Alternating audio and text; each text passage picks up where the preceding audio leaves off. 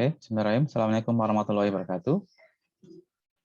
Waalaikumsalam warahmatullahi wabarakatuh. Oke, alhamdulillahirrahmanirrahim. Puji syukur. Marilah kita panjatkan kehadirat Allah Subhanahu wa taala atas limpahan nikmat, karunia dan kesehatan sehingga pada pagi hari ini kita dapat ketemu kembali ya di Zoom meeting ini. Oke, sebelum kita mulai, marilah kita awali dengan bacaan bersama-sama. Bismillahirrahmanirrahim. Oke, pertemuan hari ini saya tidak akan memberikan materi ya. Saya mau sharing aja ini ya di sini. Sharing tentang salah satu penerapan dari PSA ya, pengantar teori grup dan teori ring. Dan ini semoga nanti bisa menjadi tambahan wawasan ya. Mengapa kok dari grup dan ring ini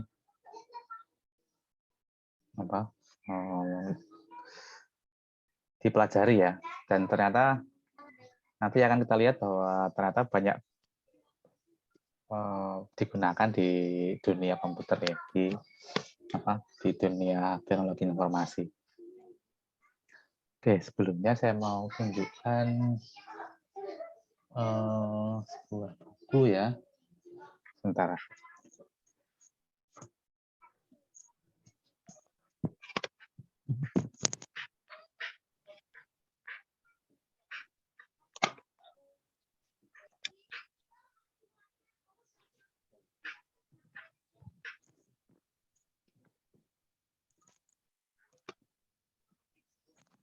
Oke, udah ya. Ini kelihatan ya ini ya. Oke, ini adalah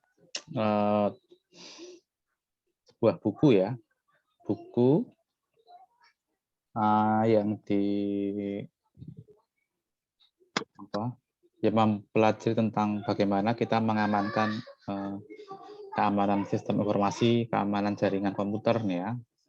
Ini ditulis oleh peneliti dari LIPI Indonesia nih ya. Oke, ini salah satu materi yang wajib diajarkan di mahasiswa teknik informatika maupun di ilmu komputer ya. Mungkin yang lain juga ya. Oke, kenapa saya menunjukkan buku ini? Nah, coba kita lihat nanti ya. Oke, kalau Anda ya di sini penuh dengan penuh dengan ada pemrogramannya kan, ada pemrograman ya, contohnya ada codingnya ya, bagaimana cara sistem jaringan dan seterusnya. Tapi kalian mungkin tidak akan menyangka bahwa di dalam buku ini ya, buku yang sangat kental dengan komputer ini, ternyata di sini ada bab tentang grup di sini ya. Oke. Ya, ada grup ya kan. Ada sifat tertutup ya, asosiatif, elemen identitas, inverse kan. Ada grup Abel, Abel itu abelian ya. Ini ada Z4 ya. Ada tabel Kelly gitu kan. Ya. Ini. Ada grup ya. Teorema Lagrange, ada grup siklik ya, order group dan seterusnya, ini juga ada di buku ini. Ada lagi ring ya, ini juga ring yang setelah meet ini kita bahas ya. Ada konsep ring. Ini. Ada lapangan ya, field ini lapangan. Terusnya. Oke. Ya, jadi tidak hanya buku ini ya, jadi ada buku lain ya. Ini juga buku kriptografi, ini karangan dari dosen informatika ITB ya, Rinaldi Munir. Ini sama ini ya. Ini adalah pegangan untuk mahasiswa teknik informatika ya, di informatika. Dan kita lihat ternyata sama ya. Untuk memahami buku ini juga diperlukan konsep dasar yaitu tentang grup ya. Ini ada grup ya. Ada grup. Ada lagi ring ya di sini ya. Nah, desainnya kalau di ITB dia pakai cincin istilahnya ya. Hey. Ini ya ring. Ringnya cincin ya kalau di buku ini. Ada cincin komutatif. Medan itu lapangan ini. Ini coding-codingannya kayak gini. Kalau mau tarik. Oke, saya mau sharing ya. Mengapa kok grup itu digunakan situ? Grup dan ring.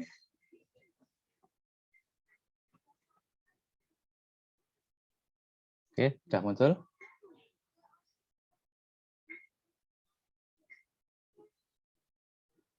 Sudah muncul slide-nya? Sudah, Pak. Oke, sudah ya. Kecil atau enggak ini? Terlalu kecil? Atau cukup ya? Cukup, Pak. Oke. Ini pernah saya sampaikan di slide ini pernah saya sampaikan di kampus ya, tahun 2018 ini.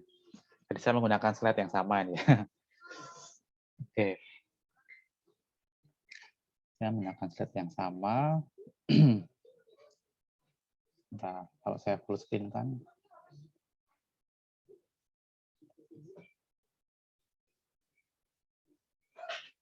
Ini muncul nih. Muncul full screen ya?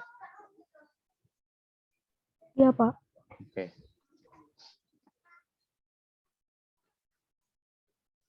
Ya, peranan teori grup dan ring ya, pada perkembangan kriptografi kunci publik.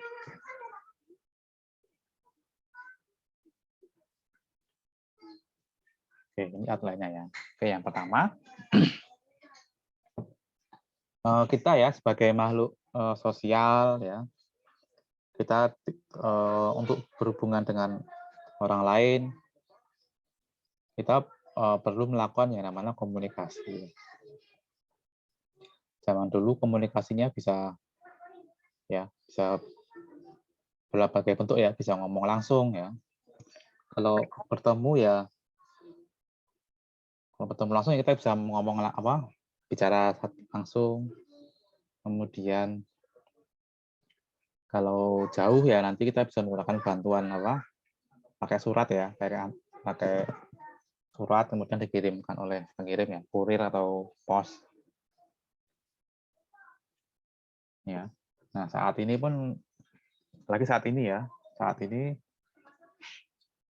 komunikasi tidak hanya dilakukan oleh manusia ya, tapi manusia dengan komputer ya, manusia dengan mesin, bahkan komputer dengan komputer pun juga saling berkomunikasi ya.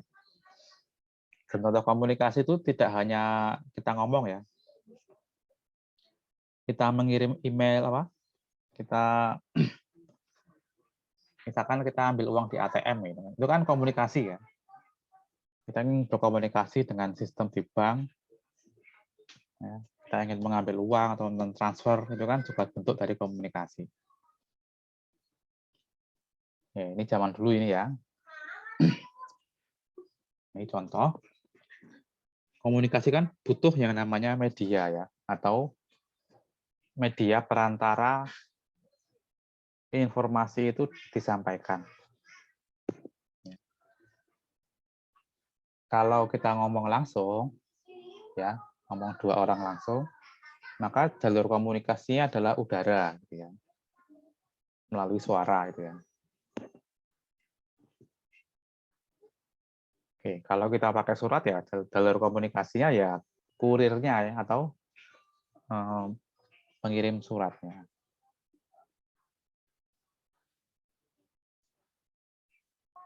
Oke. Nah, dulu pada awal abad ke-20 nih ya, ini ditemukan telegraf nih ya. Telegraf ini adalah dia memanfaatkan gelombang radio nih ya. Gelombang radio sehingga komunikasinya nanti dilakukan dengan bentuk on off tuh ya, putus nyambung itu. Nah, itu kemudian dibuatlah namanya kode Morse. Nah, nanti komunikasinya nanti dilakukan menggunakan kode Morse itu.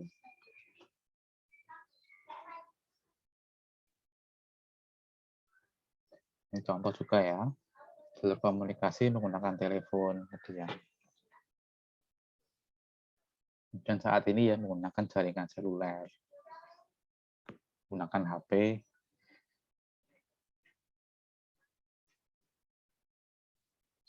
smartphone saat ini ya. Kita pakai apa? WA, Facebook, Instagram, Twitter, TikTok, dan lain-lain ya. Itu juga contoh penggunaan smartphone ya untuk berkomunikasi. Nah, semuanya itu tadi ya saat ini semuanya terhubung melalui yang namanya jalur komunikasi internet ya. Jadi smartphone itu hanya alat perantaranya ya dari kita ya, dari pikiran kita, kemudian kita sampaikan melalui jari kita, kemudian menggunakan HP, kemudian HP-nya itu terkoneksi ke internet ya. Terkoneksi ke internet. Nah, jadi jalur komunikasi yang saat ini setiap hari kita gunakan adalah internet ini. Nah, akan tetapi apa?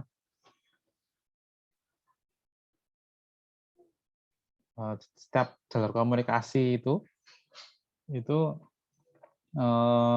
apabila kita mengirimkan atau menyampaikan informasi-informasi yang dalam tanda kutip rahasia ya. Artinya komunikasi itu beberapa informasi yang disampaikan itu kan terkadang kan tidak semuanya boleh diketahui oleh orang lain ya, atau tidak boleh diketahui oleh orang yang tidak berhak mengetahuinya. Karena ada yang curhat,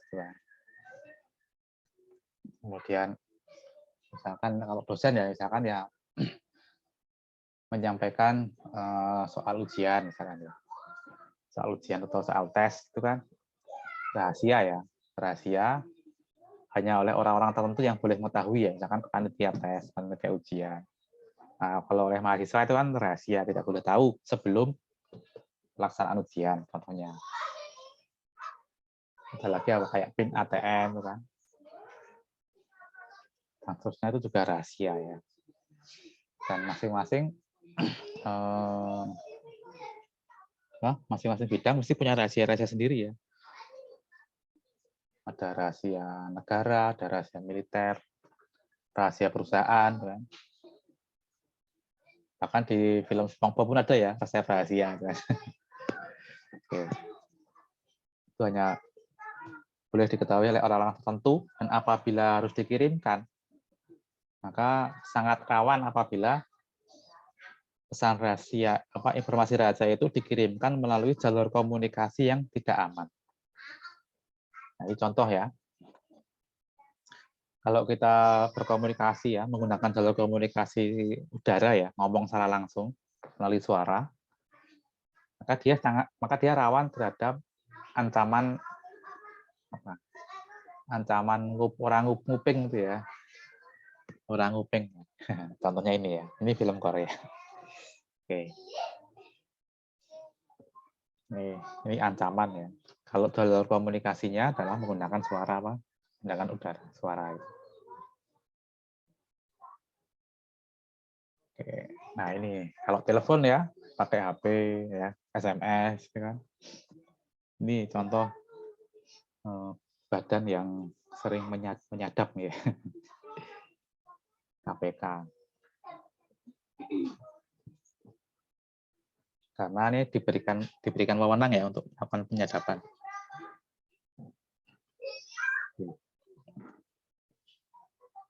Ya kalau lewat telepon kan. Kalau jalur komunikasi lewat telepon ya biasanya KPK yang contoh pihak yang bisa menyadap.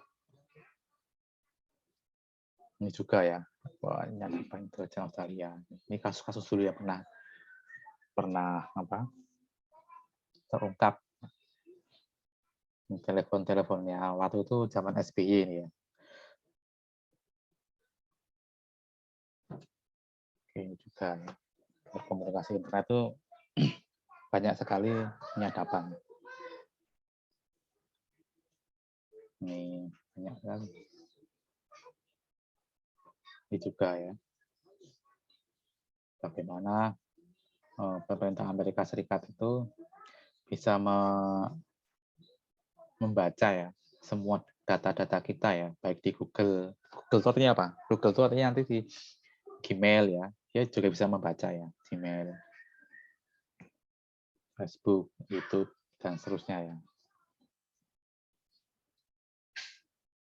Jadi pemerintah Amerika Serikat berhak untuk punya wewenang untuk masuk ke dalam sistem dan bisa membaca apapun yang ada di email kita ya, atau di Facebook kita, Instagram, dan seterusnya.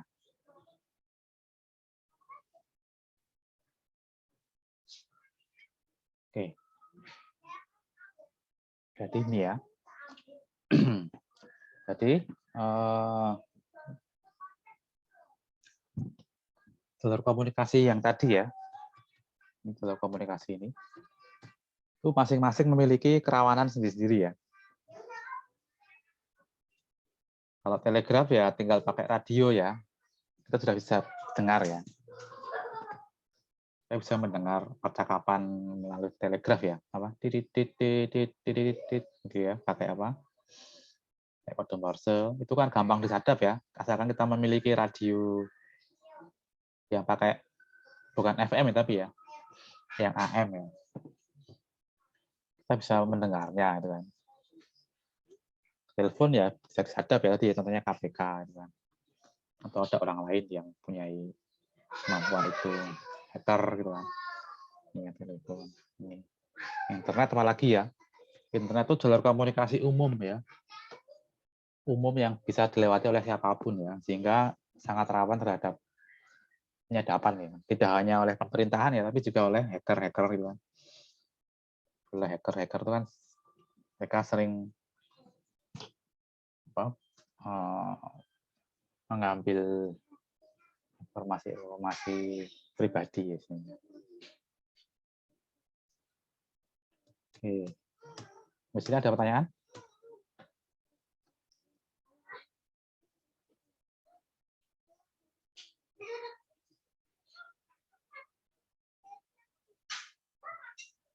Oke, ada pertanyaan sejauh ini? Belum, Pak. Oke. Nah, ini ya. Jadi ancaman keamanan informasi itu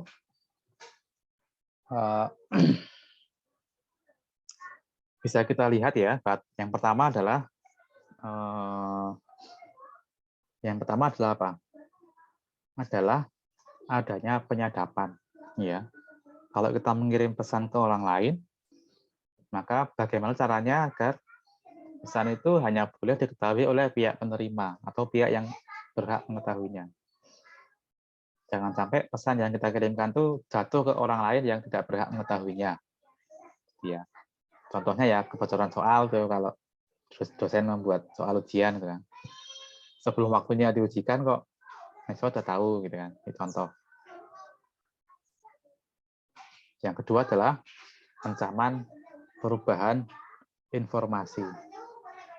Oke. Jadi saat pesan disampaikan itu ternyata di tengah jalan itu ada yang merubah ya, ada yang merubah. Ya, kan cukup sering terjadi ya, perubahan informasi. Itu juga sebuah ancaman loh itu ya. Kemudian ada pemalsuan identitas, ini cukup banyak juga kan. Contoh kasusnya ya kayak seperti mama minta pulsa kan dulu. Ya, ada orang mengaku-ngaku sebagai orang lain ya. Ini kan penipuan ini ya, penipuan ya, mengatasnamakan orang lain untuk tujuan-tujuan tertentu. Dan lain-lain ya. Jadi cukup banyak ya ancaman keamanan informasi itu. Ada lagi ancaman tentang ketersediaan data. Itu juga sebuah ancaman. Ya. Nah, di sini kita akan fokus ke ancaman tentang penyadapan. Nah, bagaimana cara agar kita bisa menjaga informasi itu sehingga apabila dikirimkan ya, kalau kita terpaksa menggunakan jalur komunikasi umum ya yang rawan terhadap penyadapan, ya apabila kita terpaksa menggunakan jalur komunikasi umum yang rawan terhadap penyadapan, padahal kita ingin mengirimkan pesan yang bersifat rahasia, maka bagaimana cara menyelesaikan masalah itu? Nah, salah satu solusinya yang adalah menggunakan yang namanya kriptografi. Ya, kriptografi. Contohnya adalah ini. Ini zaman Julius Caesar ya, zaman Romawi kuno dulu. Belum Masehi ini ya. Itu beliau dulu menggunakan sebuah sistem ya. Dan caranya waktu itu belum pernah dilakukan ya. Jadi dengan cara menggeser huruf ya. Secara siklik ya, berputar gitu ya. Misalkan ini geser 3. Ya. A menjadi D, B menjadi E, C menjadi F, dan seterusnya ya. Nanti X menjadi A, Y menjadi B, Z menjadi C. Maka dengan pola pergeseran seperti ini, apabila kita mengirimkan pesan rahasia, pesannya adalah aljabar misalkan ya.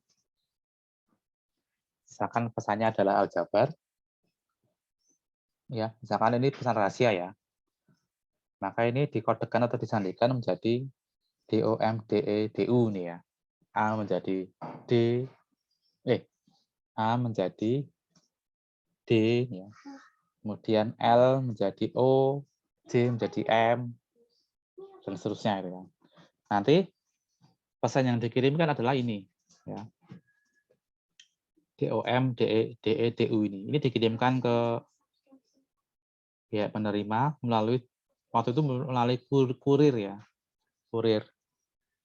Apabila kurirnya itu di tengah jalan ditangkap oleh musuh, ya, ditangkap oleh musuh, maka pihak musuh akan kesulitan untuk memahami ini maksudnya apa ini ya.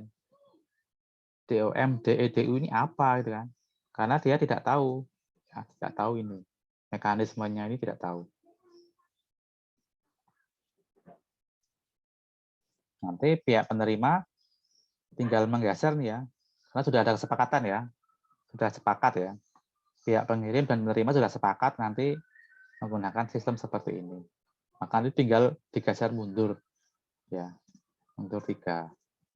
D menjadi A, O menjadi L, dan seterusnya. Ini yang disebut dengan sandi sesar atau sandi geser. Oke, nah kita masuk ke pengertian kriptografi ya. Jadi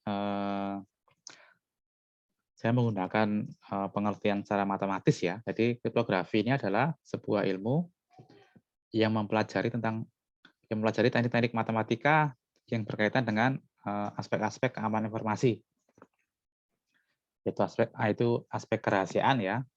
Jadi untuk menyelesaikan masalah penyadapan, integritas data, bagaimana data itu tetap utuh ya dikirimkan, saat dikirimkan tetap utuh, tidak terjadi perubahan data saat pengiriman, autentikasi entitas, dan autentikasi data orisinil ya. Jadi ini untuk menjamin bahwa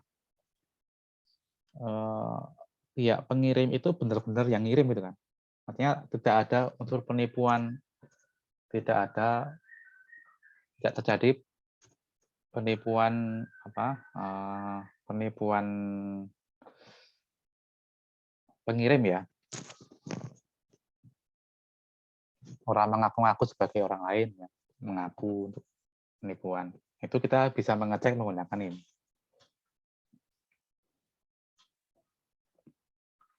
Misalkan bikin surat ya, bikin surat dari rektor, kan?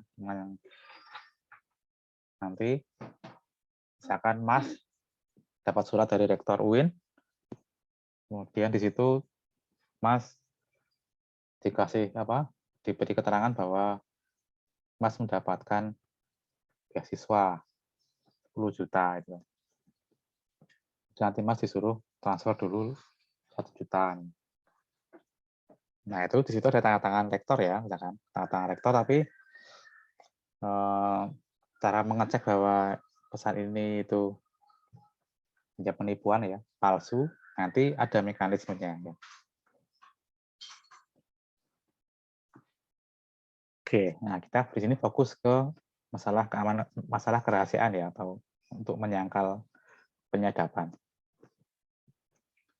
Oke, pada aspek kerahasiaan nanti digunakan istilah proses enkripsi dan dekripsi. Proses enkripsi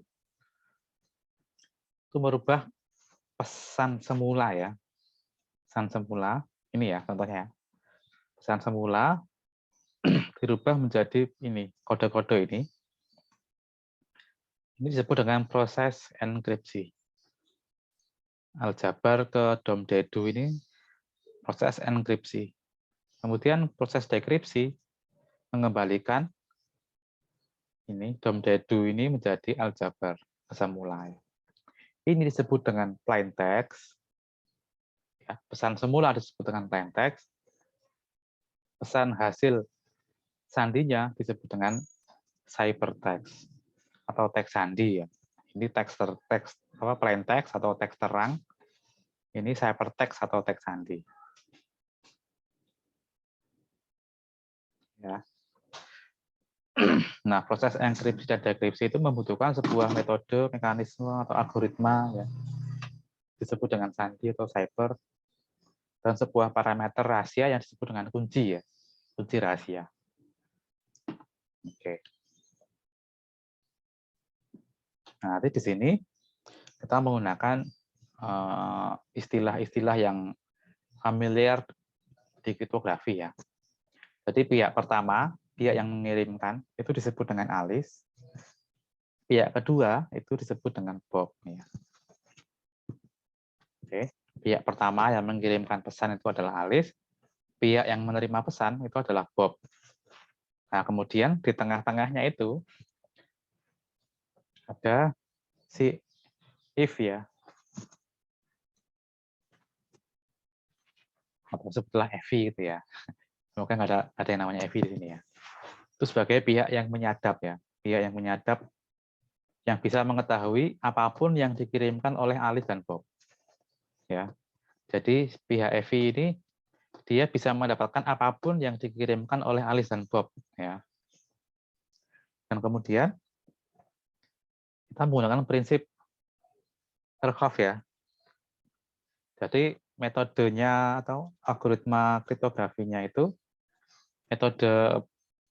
metode enkripsi dekripsinya itu bersifat umum. Jadi boleh diketahui oleh publik. Yang dirahasiakan hanya kuncinya saja.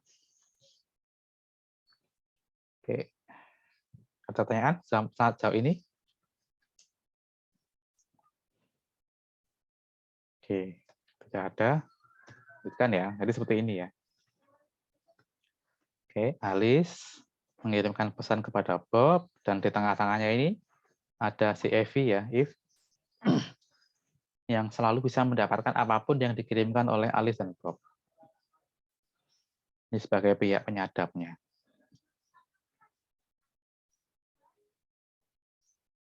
Nah, ini ya. Jadi pesannya Alice ya. Alice, ini di dalam kotak ini rahasia ya. Dia tidak boleh keluar ketahui ya. Jadi Alice itu tahu pesannya, tahu metode enkripsinya, dan dia tahu kuncinya. Oke, enkripsi merubah pesan menggunakan kunci menjadi ciphertext ya, teks sandi. Nah ini, jadi yang didapatkan oleh Evi ini adalah teks sandinya atau ciphertext-nya. Setelah masuk ke Bob, baru dia didekripsi menggunakan kunci untuk mendapatkan pesan semula. Oke, itu ya.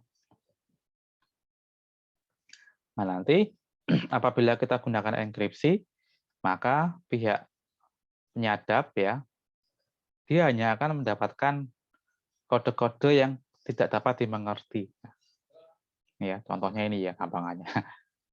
Oke, ini si Evi ini dia hanya mendapatkan teks pesan-pesan yang tidak bermakna ya. Karena sudah disandikan atau dikode-kodekan.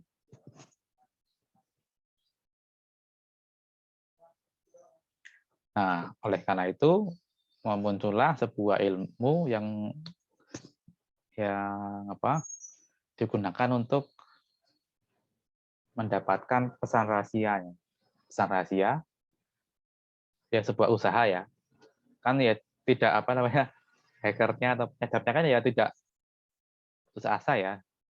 Dia juga berusaha mencoba memahami, oh kode-kode ini tuh pasti ada pesan rahasianya. Kira-kira apa ya? Nanti dia berusaha untuk mencarinya itu. Pemecah kode lah makanya ya. Nah, itu disebut dengan kriptoanalisis ya. Yaitu ilmu yang mempelajari cara mendapatkan kunci rahasianya ya. Jadi cara mencari kunci rahasianya itu bagaimana? Itu ada ilmunya sendiri yang namanya kriptoanalisis atau analisis sandi. Oke.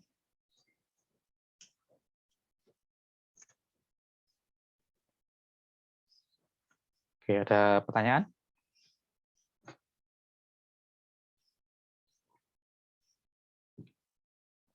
Yang tidak ada.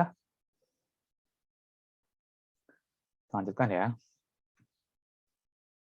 Nah, oke, kita menggunakan istilah-istilah matematika sekarang.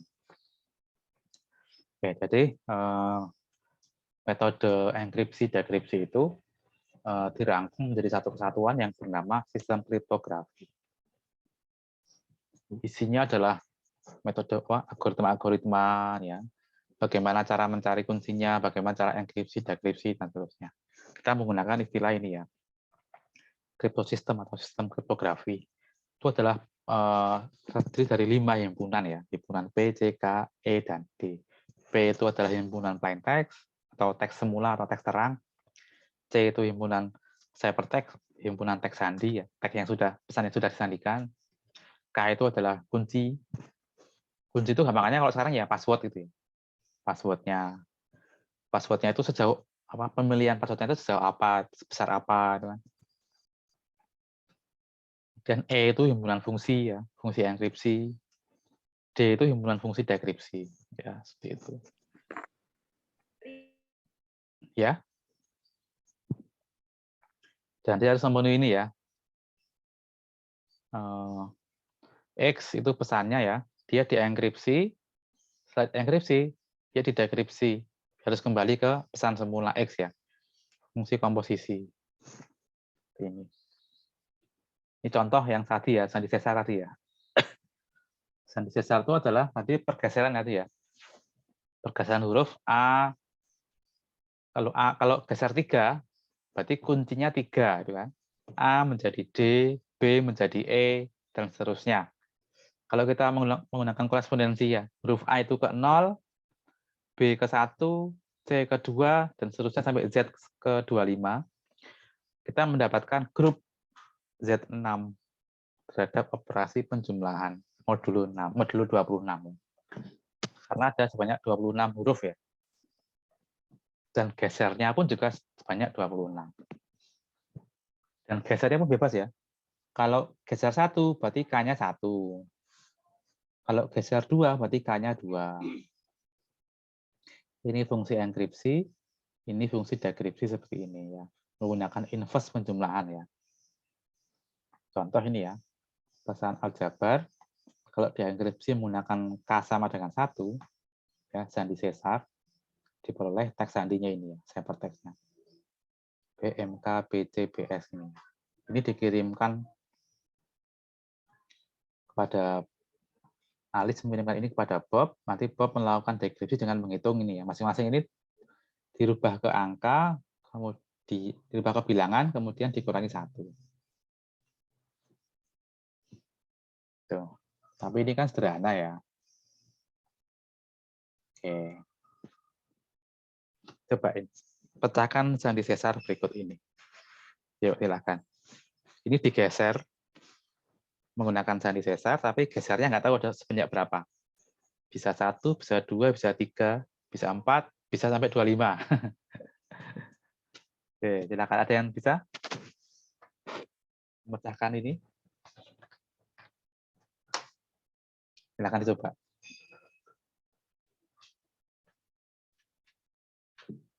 Saya tunggu ya.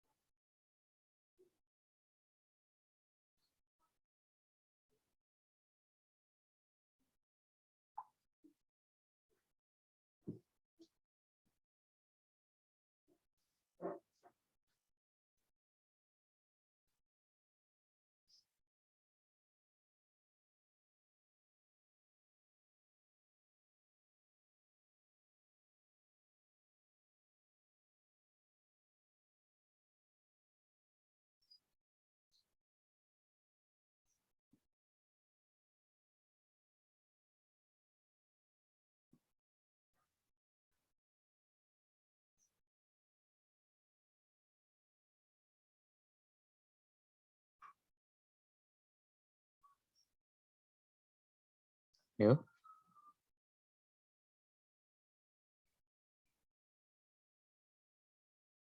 Ada yang bisa?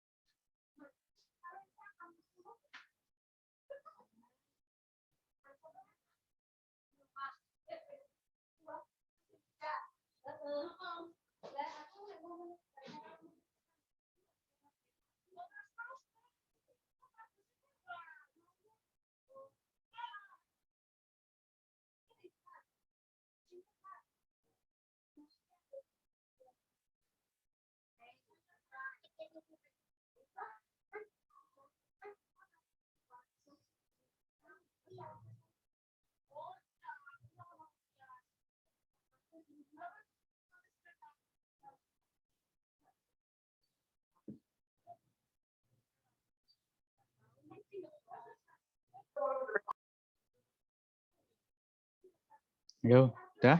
Ada yang udah bisa?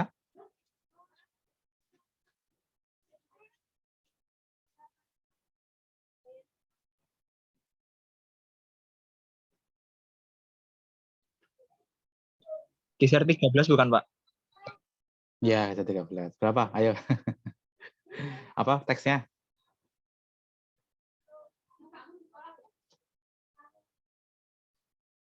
Sepertinya 13 sepertinya. Saya lupa.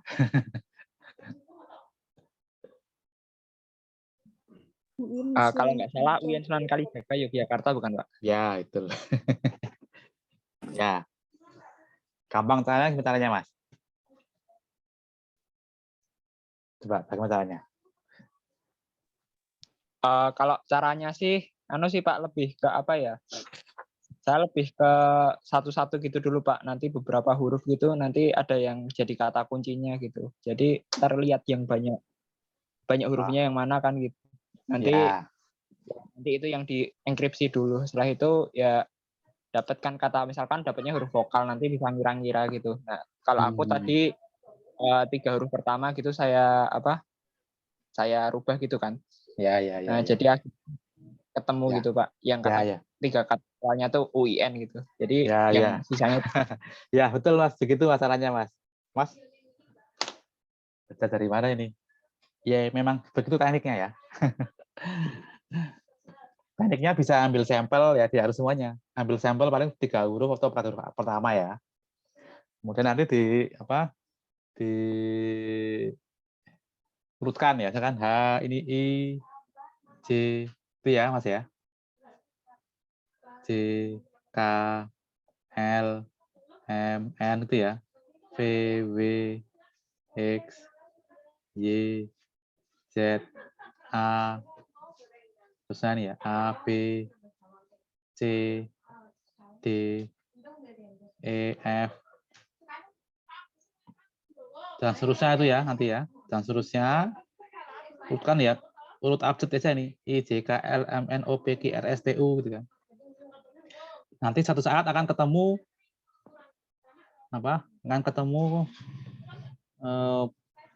kata yang bermakna ini ya. Nanti ketemu U, I, N sih nanti. Nah, ini ya. Ini kan enggak ini I, W, B ini kan enggak bermakna ya. C, X, C enggak, K, Y, D enggak, L, Z, E enggak. Maaf ini mungkin iya nanti. Nanti ketemu yang bermakna itu ini U, I, N. Oke, berarti setelah itu tinggal digeser sama-sama. 13 tinggal digeser. Itu ya Mas ya. Iya, Pak. Ya, ada juga teknik yang tadi Mas kan cerita huruf yang sering muncul ya, itu juga bisa digunakan untuk informasi tambahan. Seperti kita ketahui kalau di bahasa Indonesia, itu kan huruf yang sering muncul adalah huruf apa Mas? Huruf vokal, Pak. Huruf A ya, huruf A yang sering muncul ya. Iya, Pak. Sering muncul A. Kita lihat sini kira-kira ini yang sering muncul apa ini? Nah, oh, huruf N sering muncul nih, huruf N. Jangan-jangan N itu A gitu kan ya. Jangan-jangan N itu A. Nah, itu ya diduga. Nah, itu juga bisa.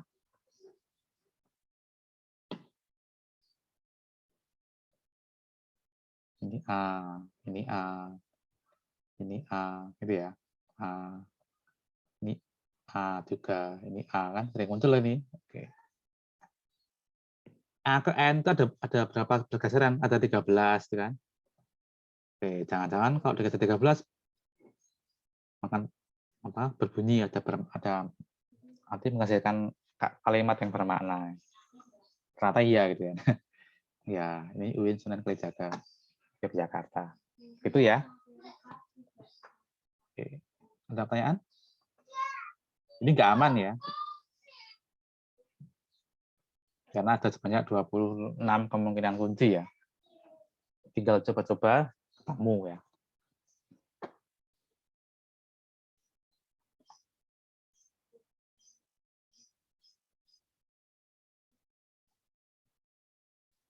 Oke, lanjutkan ya.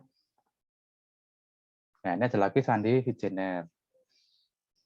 Sandi ini tahun 1553 ya.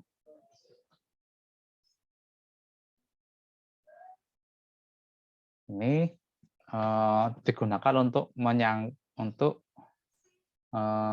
menyangkal apa tadi? Sandi sesar tadi ya. Ini ya. Jadi pergeserannya itu tidak hanya dengan satu huruf, tapi dengan n huruf misalnya. Ya. Dengan n huruf. Misalkan huruf pertama nanti pesannya dipecah menjadi blok-blok gitu ya. Blok pertama geser berapa, blok kedua geser berapa. Ini contohnya adalah pesannya dipecah menjadi n. Menjadi blok-blok dengan panjang n sini ya. Ini. Nanti huruf pertama geser K1, huruf kedua geser K2, huruf ketiga geser pakai kunci ketiga dan seterusnya sampai n. Contoh ini ya. Kalau kuncinya UGM, berarti nanti menjadi 3 blok nih. Jadi blok-blok dengan panjang 3. Nanti A dengan U, ya. L dengan G, J dengan M, ya. Nanti tinggal dilihat. A tambah U, ya. Nanti kan masing-masing kan ada bilangannya, ya. A itu 0, B itu 1, C itu 2, D itu 3, dan seterusnya. A tambah U, temunya U. Ya. L tambah G, modulo 26, hasilnya R. J ditambah M, modulo 26, hasilnya V. Nanti A dengan U lagi. B dengan G, A dengan M, R dengan U. Kayak gitu ya. Seperti itu. Dengan cara ini maka lebih sulit lagi gitu. Nah, lagi Sandi Afin. Sandi Afin ini dia menggunakan ring ya. Jadi ini memanfaatkan operasi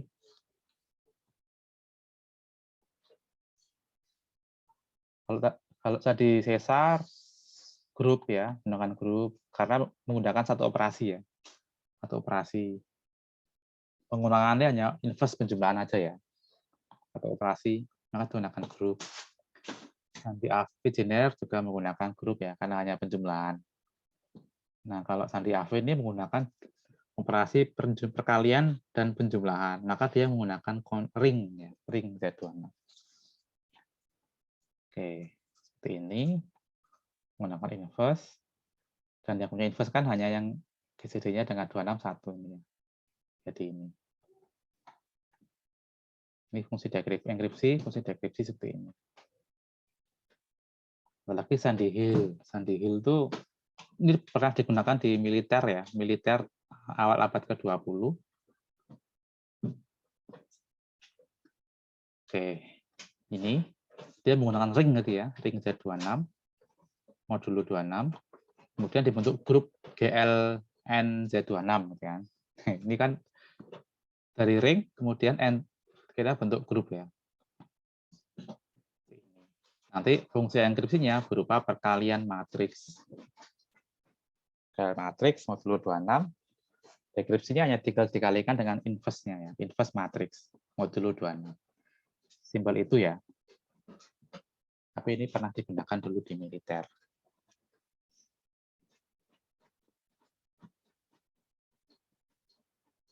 Ini dulu pernah dibuat mesinnya ya. Mesin Sandy Hill. Ini mesin sandi ya, jadi seperti mesin ketik itu ya. Perkembangan berikutnya, mesin-mesin kriptografi menggunakan mesin itu berkembang ya, terutama di Perang Dunia Kedua ya sepertinya ya.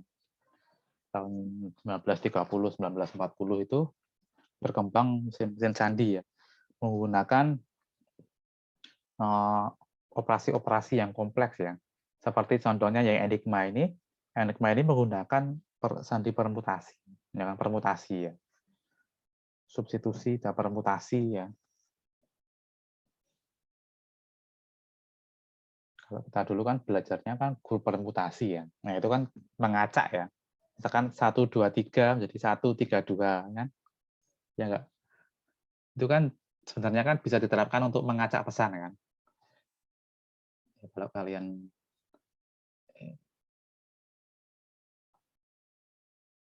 ini ya, misalkan dulu kan ini ya, 1 2 3 jadi 3 1 2 kan grup permutasi ini. Ini kita bisa menggunakan ini. Misalkan aljabar. Aljabar.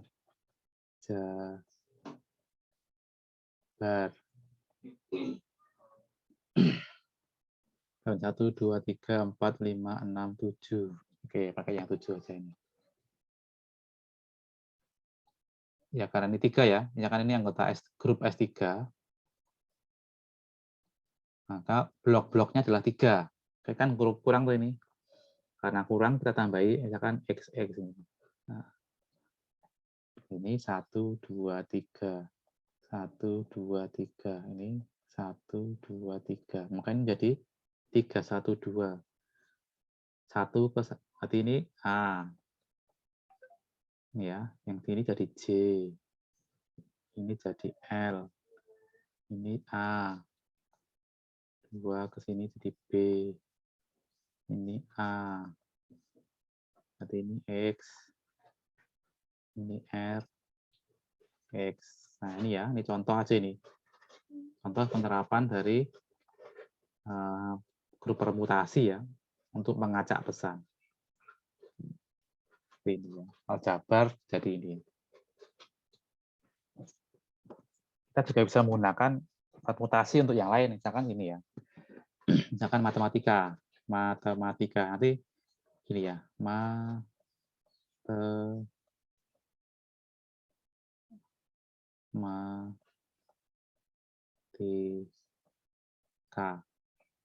Nah, nanti bacanya gini, misalkan pakai Railven namanya ya. Nanti gini bacanya, gini. Nah, gini. Ini ya.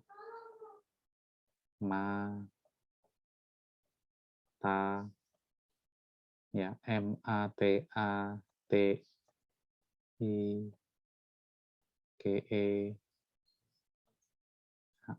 ya. Saat ini ya. Nanti bacanya, nanti nulis pesan, tuliskan dalam bentuk tabel, nanti tinggal bacanya bisa gini. Atau gini. Ya. Atau dibalik gini. Nah, ini macam-macam bacanya. Atau kayak ini juga bisa gini. Nah. Kayak obat nyamuk juga ada ya. Tinggal bikin tabel, tulis pesannya ya. Matematika adalah ini apa itu. Tulis di sini, nanti bacanya gini. Nah, itu ya. Ini contoh permutasi juga. Nah, ini contohnya adalah ini ya, Enigma ya. Ini sangat terkenal nih ya. Ini sangat terkenal. Di sini ada substitusi sini ya. Ini plugboardnya ini substitusi. Di sini permutasinya di sini. Ya, permutasinya di sini. Ini menggunakan tiga rotor ya. Ini ada lampunya. Oke. Oke, ada pertanyaan?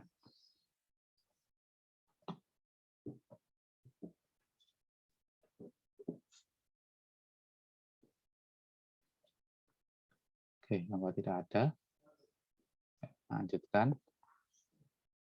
Nah ini ya, ini sistem kriptografi. Nah tadi kan untuk buka ya.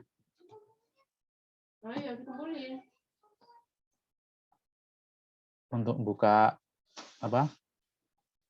Enkripsi dekripsi kan menggunakan kunci yang sama nih ya. K ini juga K ya, K inverse. Ini juga sama kan? Afin juga sama. Degener, Sandi kan sama tuh ini, menggunakan K yang sama ya. Enkripsi plus K, dekripsi minus K. Jadi kuncinya sama ya. Kunci enkripsi dan dekripsinya sama. Itu disebut dengan yang namanya simetris ya. Sistem kriptografi simetris ya. Itu menggunakan kunci yang sama untuk enkripsi dan dekripsi. Oke, nah saat ini digunakan ya di internet saat ini ya, itu digunakan AES ini. Oke. Ya. Ini tahun 76 sampai tahun 2000 itu digunakan namanya DES nih. Kemudian triple dash. Nah, saat ini tahun 2001 sampai sekarang menggunakan AES ya. Dia menggunakan ring faktor ya. Menggunakan ring faktor Z2X modulo ini ideal ya. Ini ring faktor. Besok kita akan bahas tentang ring polinomial ini ya di pertemuan berikutnya. Ring polinomial nanti ada ideal yang dibangun oleh suatu elemen seperti grup siklik ini, tapi ini untuk ideal. Oke, nah pertanyaannya sekarang bagaimana apabila pihak pengirim dan menerima tidak bisa menyepakati kunci rahasia yang sama terlebih dahulu. Kan? Itu kan juga sebuah masalah ya. Misalkan Mbak atau Mas mau download file ya, download file di internet, itu rahasia. Atau buka email kan, buka email itu kan rahasia tuh itu, pakai password dan seterusnya. Atau ya itu ya, misalkan membuka web ya, untuk mendownload file, itu kan dienkripsi ya. Kalau kalian buka web ada HTTPS ya, itu berarti itu komunikasinya dienkripsi. Bagaimana biar pihak server webnya dengan kita, ya, laptop kita atau komputer kita itu sepakat kuncinya apa, itu kan? Nah ini akan diselesaikan menggunakan namanya sistem kriptografi kunci publik atau sistem kriptografi asimetris nanti. Jadi bagaimana Alice dan Bob bisa menyepakati kunci yang sama,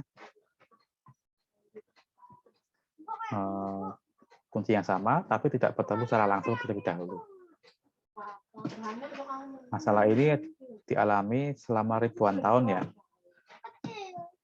sejak ditemukan kemudian ditemukan solusinya pada tahun 76 atau 67 ya, lupa ya. 76 ya, oleh dua orang ini ya, yaitu Elizabeth Davy dan Martin Hellman. Jadi kedua orang ini tahun 76 berhasil menyelesaikan masalah itu ya, dalam sebuah papernya New Direction in Cryptography. Dengan cara ini, Alice dan Bob bisa menyepakati kunci rahasia yang sama, walaupun menggunakan jalur komunikasi yang tidak terjamin keamanannya. Nah, dia menggunakan grup ini. Ternyata mereka menggunakan grup siklik ya, ZP star ini. Ya. Seperti kita ketahui ya, kalau grup siklik berarti dia memiliki generator ya. Kita namakan G di sini. Maka untuk setiap X anggota ZP star, ya P-nya dalam priman ya, maka terdapat bilangan bulat atau bilangan asli A, demikian hingga X sama dengan G pangkat A. Kalau X sama dengan G pangkat A, maka A adalah G log X ya. Nah, menentukan ini, menghitung logaritma ini, ternyata itu sangat sulit sekali. Ya, ini disebut dengan masalah logaritma diskrit. Nah, ini contohnya. Ini protokol pertukaran kunci ya.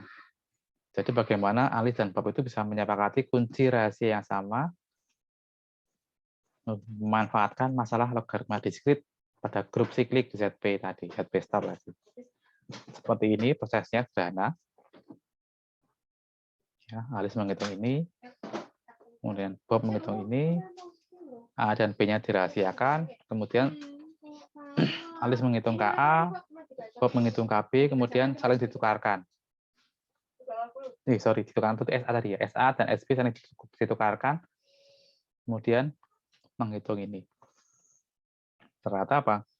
KA sama dengan KB. Bagaimana pihak penyadapnya? Pihak penyadap hanya tahu nilai SA, tahu nilai SB, tahu nilai P, tahu grupnya ya, tahu nilai P-nya, tahu nilai generatornya, tapi tidak tahu nilai A, tidak tahu nilai B, hanya tahu nilai SA dan SB. Ternyata mencari nilai A dan mencari nilai B itu adalah sangat sulit sekali, apalagi kalau menggunakan grup yang sangat besar sekali nanti ya. Ini contohnya. Dengan protokol ini ya, protokol itu semacam aturan langkah-langkah ya, langkah-langkah yang harus ditempuh ya, protokol namanya. Oke, dengan cara seperti ini Alice dan Bob berhasil menyepakati kunci yang sama. Nah, kunci ini nanti digunakan untuk kriptografi simetris tadi. Nah, ini ya, pihak penyerang harus menghitung logaritma diskritnya ya, mau menghitung G log SA atau G log SB. Nah, biar sulit, bagaimana biar sulit? Digunakan bilangan digunakan grup yang besar. Dalam hal ini adalah bilangan prima yang besar. Ya. Ini contohnya ini ya. Bilangan prima yang digunakan. Besar sekali. ZP star dengan P-nya ini contoh. Maka dibutuhkan waktu selama ribuan bahkan ribuan tahun ya untuk bahkan puluhan ribu tahun ya menggunakan komputer saat ini untuk menyelesaikan masalah ini. Ini cara memecahkannya. Ya. Tapi tetap masih lama. Masih aman. Nah, ini secara umumnya kita bisa menggunakan grup yang lain ya. Grup siklik yang lain seperti ini. Nah, ini contohnya digunakan seperti ini. Nah, ada lagi masalah distribusi kunci. Ya, ini masalah distribusi kunci bagaimana kalau pihak yang saling berkomunikasi itu tidak hanya 2 orang, tapi bisa 3 orang, 4 orang, 5 orang, bahkan sampai N orang. Oke, kalau ada 2 belah pihak yang berkomunikasi, maka cukup dengan 1 kunci. Kalau 3 orang saling berkomunikasi, ya, ini ke sini 1 kunci, ini ke sini 1 kunci, ini ke sini 1 kunci. Jadi ada 3 kunci. Kalau ada 4 orang saling berkomunikasi, berapa ini? Butuh 6 kunci ya dia. 1, 2, 3, 4, 5, 6. Ya, kalau ada 5 orang, 5 pihak berkomunikasi ada berapa berarti?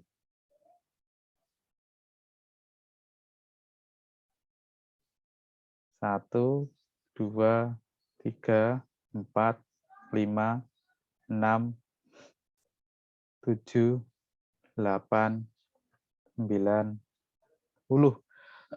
Kalau 5 pihak berarti ada 10. Kalau ada N pihak, maka ada sebanyak kombinasi dari N2. Berapa ini? N faktorial per N min 2 faktorial dikalikan 2 faktorial. Berapa ini?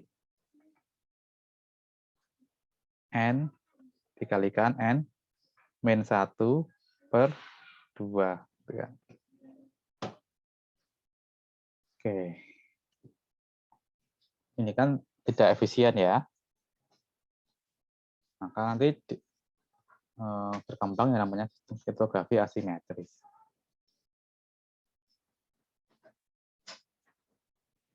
Oke, ini ya. Ini ditemukan oleh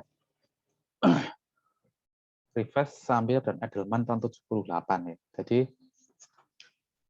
mereka bertiga berhasil berhasil membuat sebuah sistem yang bisa digunakan untuk menyelesaikan masalah distribusi kunci. Ini saya pernah ketemu ya, tahun 2016 kemarin.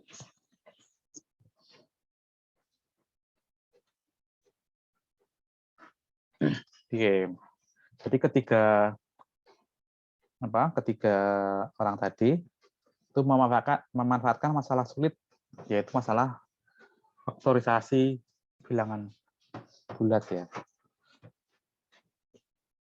Ternyata masalah faktorisasi itu juga masalah sulit ya. Contohnya ini ya. Ini adalah perkalian dari 2 buah bilangan prima P dan Q. Hasilnya seperti ini. Tentukan nilai P dan Q-nya berapa.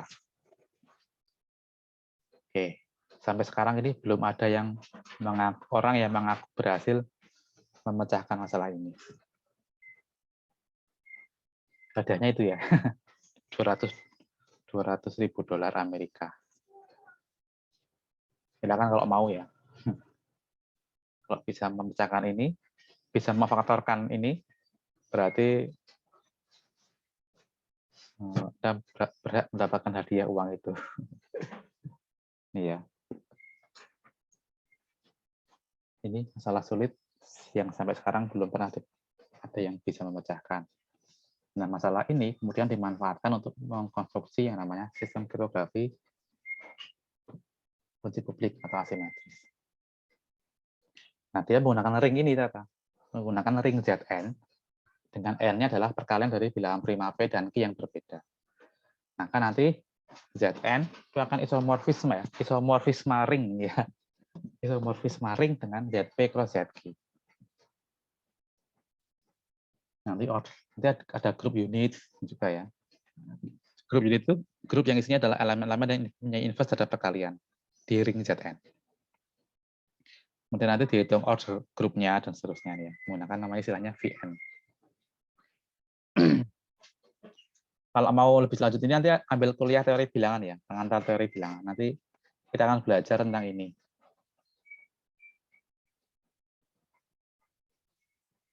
Oke. Ini ya, untuk publik. Nah, menariknya kalau Alice ingin mengirimkan pesan kepada Bob, maka nanti yang membuat kuncinya adalah si Bob. Ya. Si Bob. Nanti Bob memberikan kuncinya itu kepada Alice, gitu ya. Nah, itu bedanya. Nanti ada 3 proses nih ya. Oke. Nah, ini ya. Kalau Alice ingin mengirimkan pesan kepada Bob, maka Bob membuatkan kunci dulu untuk Alice ya.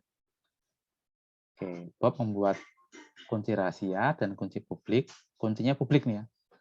Boleh diketahui oleh umum. Jadi kunci untuk enkripsi bersifat publik umum, boleh diketahui oleh siapapun. Nah, ini menarik ini. Tapi setelah dienkripsi, nanti hypertext-nya sulit untuk menemukan kuncinya itu apa. Oke. Nah, dia menggunakan ini ya. Ini proses pembentukan kuncinya seperti ini. Hanya perhitungan sederhana di matematika ya. Oke, kemudian menghitung ini enkripsinya hanya pangkat ya. Pesan dipangkatkan E.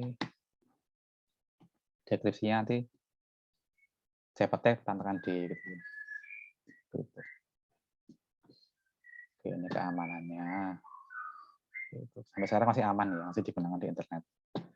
Ada lagi tangan-tangan digital. Nah, tangan-tangan digital itu untuk menyelesaikan masalah autentikasi ya. Bagaimana pesan yang kita kirimkan itu benar, pihak menerima itu yakin bahwa itu benar-benar dari yang mengirimkan. Seperti tangan-tangan gitu ya. Tangan-tangan digital. Nah, itu proses-prosesnya itu ya sama mirip seperti di RSA tadi ya, menggunakan konsep-konsep matematika. Seperti ini.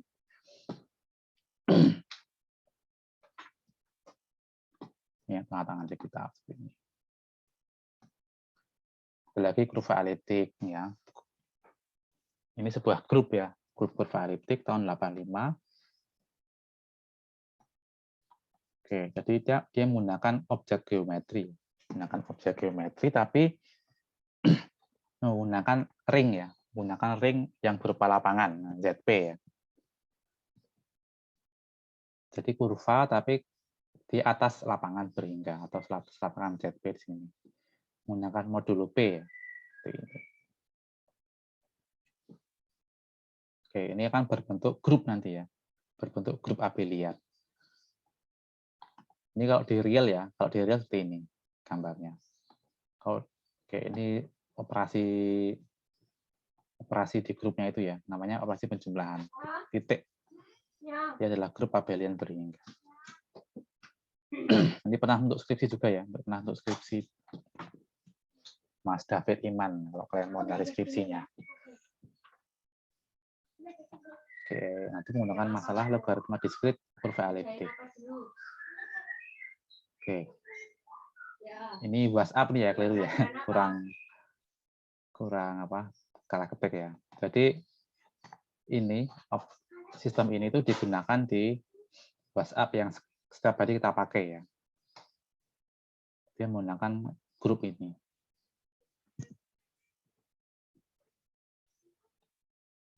Oke, ini ya contohnya ya. Nah, ini. ini digunakan di WhatsApp ya, menggunakan kurva eliptiknya ini. Kemudian enkripsinya menggunakan AES-nya tadi, menggunakan ring polinomial tadi. Ring faktor polinomial. Oke. Nah, tahun 85 ada Gamal, ini juga menggunakan grup siklit juga. Seperti ini. Oke. Ini proses enkripsinya. Enkripsinya seperti ini. Ini bisa untuk sembarang grup siklik, ya. Oke, seperti ini proses enkripsinya. Daftarnya seperti ini. Ya, pesannya kembali ke semula. M, ya, message-nya ke semula. Nah, ini grup siklik yang digunakan bisa grup ZP star atau ring faktor, ya.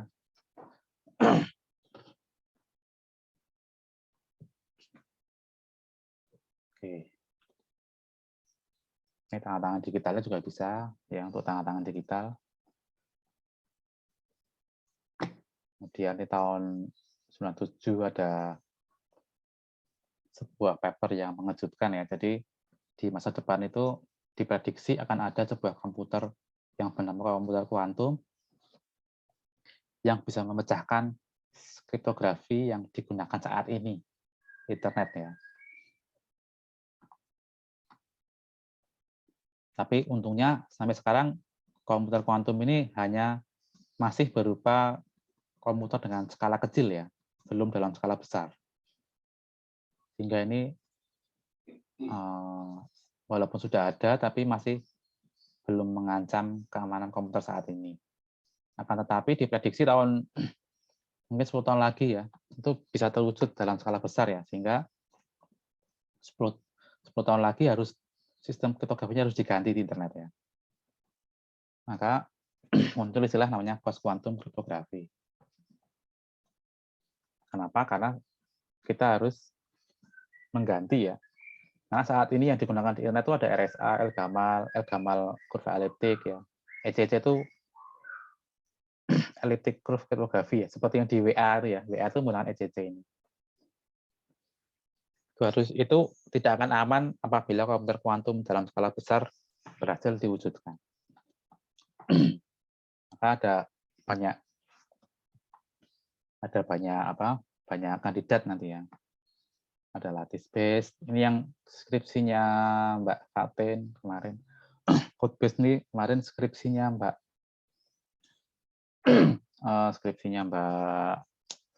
Purnamasari. Yang multivariate belum. Ini S2 saya. Yang banyak ini, ya, non komparatif kriptografi ini banyak, untuk skripsi banyak ini. Ada 10-an, ya, bimbingan saya skripsi tentang ini, ya, non komparatif kriptografi ini. Bisa dilihat di nanti di web saya. Oke, ini, ya, dia menggunakan non komputatif. Contohnya ini ada masalah konjugasi, ada komutator, ada center, ya. Ini contohnya ini menggunakan konsep-konsep grup, ya, grup non komputatif, masalah komposisi menggunakan konsep subgrup. Oke, ini, ya, ini ada grup. Oke, seperti ini, ya, banyak sekali grup non komputatif menggunakan konsep center, menggunakan fungsi polinomial, ya, menggunakan ring, ya, ring yang tidak komutatif. Ini ring endomorfisme. Endomorfisme itu ring ke dirinya sendiri, homomorfisme ring ke dirinya sendiri namanya endomorfisme ring. Ini penjumlahannya sekaliannya seperti ini. Pengembangan sekarang. Ada Max Plus juga ini. Ya, kesimpulannya. Ini dulu sebelum pandemi, ya. Yang pernah kesini belum? Museum Sandi di Yogyakarta, di kota-kota baru. Ada yang pernah kesini? Belum, Pak. Belum pernah, ya. Oke, ini mata kuliah PSA kalau nggak salah ini. PSA tahun 2018 atau apa, ya. Jadi kita ada kunjungan ke museum, ya, sebelum pandemi. Museum Sandi ini adalah museum yang menampilkan bagaimana para orang-orang sebelum di masa lalu itu mengamankan informasinya. Ya, Sandi, ya, sejak ada masa Mesir, Ada mesin sandi juga di sana nanti ya. Ada mesin sandi semacam Enigma itu juga ada. Mungkin ada sejarah perkembangan sandi di Indonesia ya. Sejak zaman kemerdekaan dulu ya. Bagaimana para pejuang-pejuang kita itu menyimpan rahasianya itu bagaimana. Ya. Oke, ini kalau kalian ada waktu bisa ke sana ya, Museum Sandi di dekat belakang McD Kota Baru itu ya, dekat jembatan Gondolayu ya, itu bisa ke sana. Atau kita mungkin ke sana ya, kalau sedikit ya, berapa orang tuh yang mau luring? 10 orang ya, nanti kita ke sana ya, kalau boleh ya, oke? Ya, jadwalkan ya kita ke sana, kalau boleh, kalau buka dan memungkinkan ya.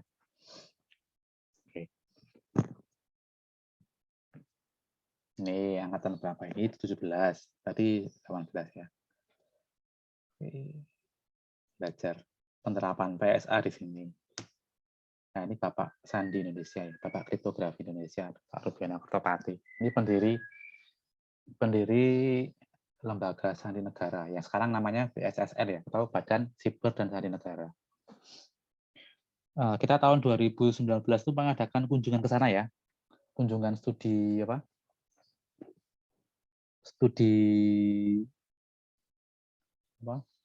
study tour ya. Tahun 2019 itu kita mengadakan study tour prodi matematika ya. Saya dan Pak Farhan bersama teman-teman mahasiswa itu berkunjung ke Jakarta ya, ke kantornya BSSN ini. Oke, terima kasih. Nah, ada pertanyaan?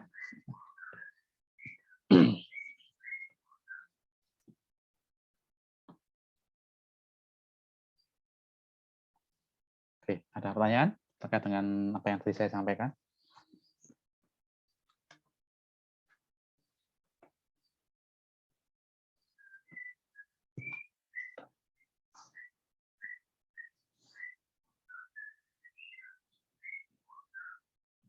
Jadi itu ya, itu salah satu penerapan dari kuliah PSA yang digunakan secara intens di dunia IT ya, khususnya tentang security atau keamanan di internet. Oke, ada pertanyaan?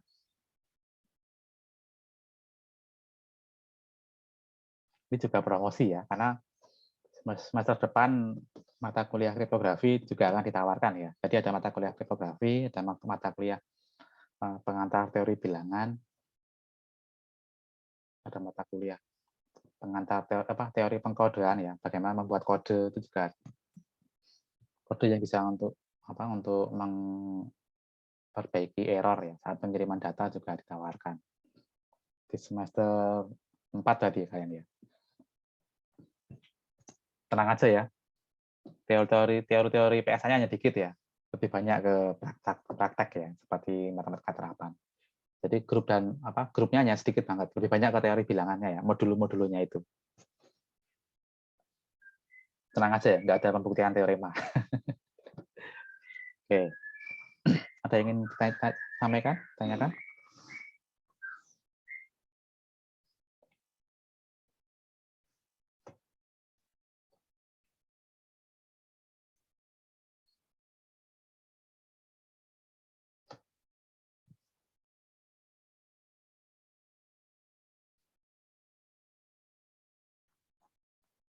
Oke, silakan.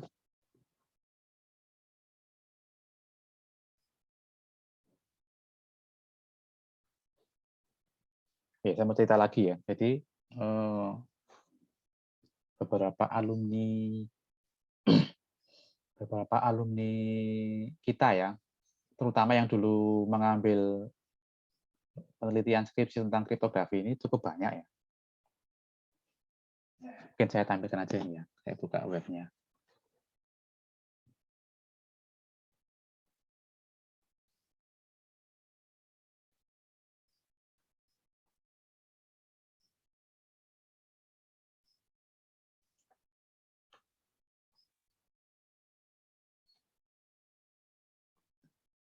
Sudah muncul ya?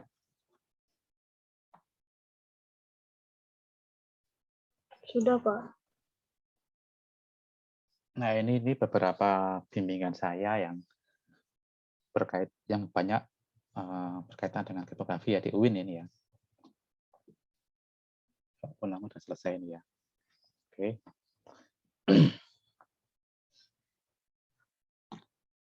Oke, yang menarik ya.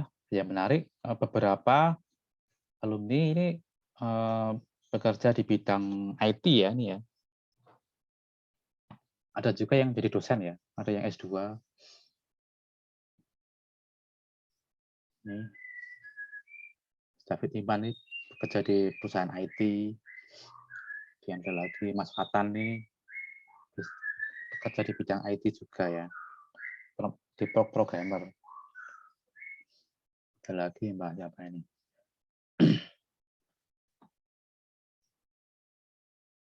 Oke, cukup banyak ini. Ada yang S2, ada yang ini jadi dosen nih, dosen. Sekarang jadi dosen juga. Ada yang S2 juga ya. Ini Mbak Fitri nanti ini S2 di UGM. Mbak Ismi juga S2 di UGM.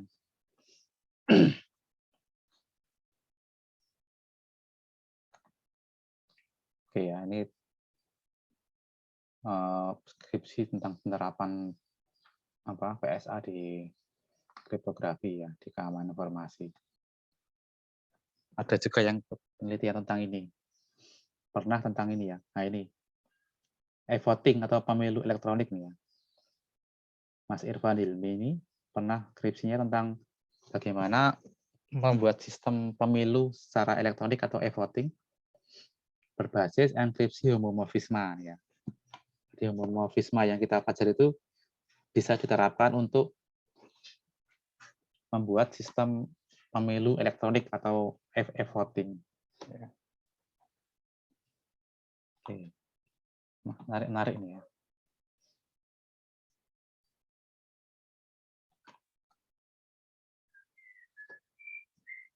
Oke, ada pertanyaan sejauh ini?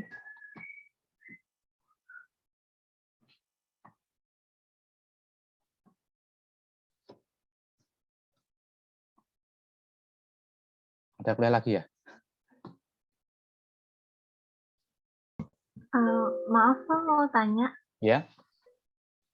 Untuk PowerPoint yang tadi, boleh dikirim di grup? Oh ya, siap. Ya. Ya, oke. Baik, terima kasih Pak. Yoi. Oke, cukup ya. Oke, nggak ada. Nanti bisa ditanyakan di lain waktu ya. Di lain waktu. Terima kasih atas partisipasinya. Besok kita akan bahas tentang ring polinomial ya, ring polinomial. Karena ini terkait dengan perluasan dari ring ya. Seperti halnya ring matriks ya. Oke, mari kita tutup dengan bacaan alhamdulillah bersama-sama. Alhamdulillahirrahmanirrahim. Assalamualaikum warahmatullahi wabarakatuh. Waalaikumsalam warahmatullahi wabarakatuh. Waalaikumsalam warahmatullahi wabarakatuh. Terima kasih Pak. Iya, sama-sama.